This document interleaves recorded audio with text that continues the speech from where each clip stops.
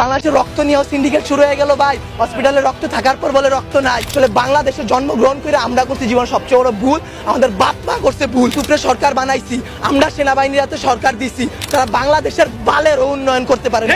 তারা 36 দিন পর তারা এনসিপি গঠন করে। চুলাই অভিশপ্ত না, অভিশপ্ত বাংলাদেশের রাজনীতি। রাতের বেলা লাশ গুম কইরেন না। মৃত সাগর বানাই দিতে আল্লাহ 2 মিনিট ভাবে নাই। ফেরাউন্ডে পানিতে ভাসাই দিতে আল্লাহ 2 মিনিট ভাবে নাই।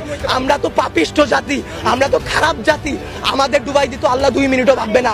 আপনাদের বলা আর এই যে নিজের গালে নিজে এইভাবে থাপ্পড় দেওয়া ভাই সেম কথা। ব্যথাটা নিজের উপরই, থুতুটা নিজের উপরই পড়ে। উপদেষ্টারা আসতেছে 20টা করে গাড়ি নিয়ে আসতেছে, উত্তরার রাস্তা বন্ধ করতেছে, সেক্টরের রাস্তাগুলো বন্ধ করতেছে। এতে যাদের যেই সন্তানগুলো আহত হয়েছে, নিহত হয়েছে, তাদের বাবা মাদের ঢুকতে দিতেছেন না আপনারা। তাদের বাবা মারা এখন পর্যন্ত খায় নাই। আমার মা শোকে শোকাহত হয়ে গেছে। আমরা 2 ভাই আসছি, আমাদের বোনরা আমরা নিয়ে গেছি।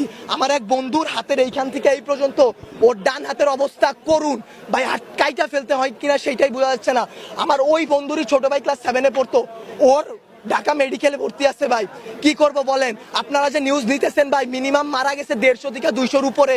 আপনারা নিউজ দিতেছেন এইখানে 10 জন, ওইখানে 1 জন, এইখানে 2 জন। আসলে ভাই বলতে গেলে কি, আমরা উপদেষ্টা আনাইছি, আমরা ইউসুফরে সরকার বানাইছি, আমরা সেনাবাহিনীর হাতে সরকার দিছি। গালি ভাই ওই যে চিত হয়ে স্যাপ ফেললে কার উপরে পড়ে? নিজের উপরে পড়ে। ওইরকম ভাই গালি দিলেও নিজের গায়ে খারাপ লাগে।